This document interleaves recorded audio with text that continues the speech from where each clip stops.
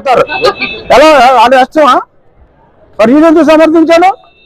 మరి ఇదనేం చేశాడు? అదే లక్ష్మీపార్వతి గారు మాట అంటే కట్ చేశాడు కదా, ఎవడో లైన్లోకి వచ్చాడు, మరి కట్ చేశాడు కదా. అప్పుడున్న జ్ఞానం ఈ 3 రోజుల్లో పోయిందా?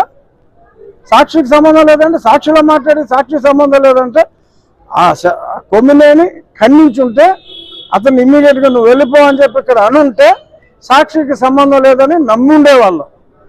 అనాల్సింది అనేసి వెళ్ళిపోయినప్పటికీ కూడా ఎంతో కొంత బెనిఫిట్ ఆఫ్ డౌట్ సాక్షి మీద ఉండేది.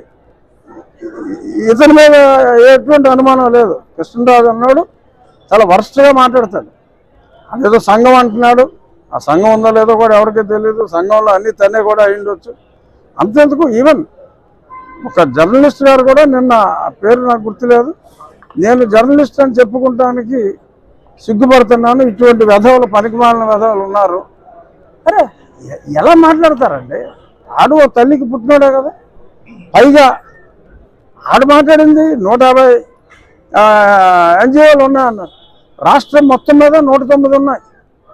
ఈ ప్రాంతంలో ఉన్నది కృష్ణా గుంటూరు కలిపి ఉన్నది 10 లోపు. అది కూడా ఆ రకరకాల కారణాల వలన రావచ్చు ఎయిడ్స్ అనేది. దాన్ని ఇక్కడేదో 150 ఉన్నాయని చెప్పి నోటుకు వచ్చినట్టు మాట్లాడటం, వీళ్ళ తాలూకా కూడా ఒకటి రాయటం, అదేమో ఒక ఇంగ్లీష్ పేపర్లో వేయటం, ఆ పేపర్లో వచ్చిందని చెప్పి మళ్ళీ ఈ పనికి మళ్ళీ నోటి చెప్పటం, ఇదంతా డ్రామా కావాలని చెప్పి బురద జల్లే ఈ ప్రయత్నం, ఆ రాజధానిని హేళన చేసే ప్రయత్నం. చంద్రబాబు నాయుడు గారు ఏమన్నారంటే ఇది దేవతల రాజధాని అన్నారు.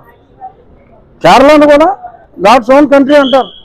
మనం ఒక స్థానాన్ని మనం గౌరవించుకుంటాం.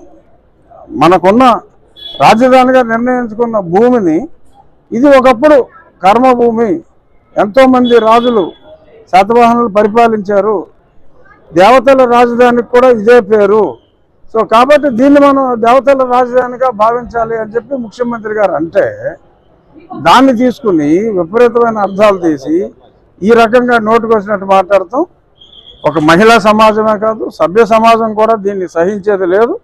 వాళ్ళకి తప్పకుండా శిక్ష 24 గంటల్లోనే వాళ్ళు అరెస్ట్ చేయబడతారు అనేది నా ప్రగాఢ విశ్వాసం.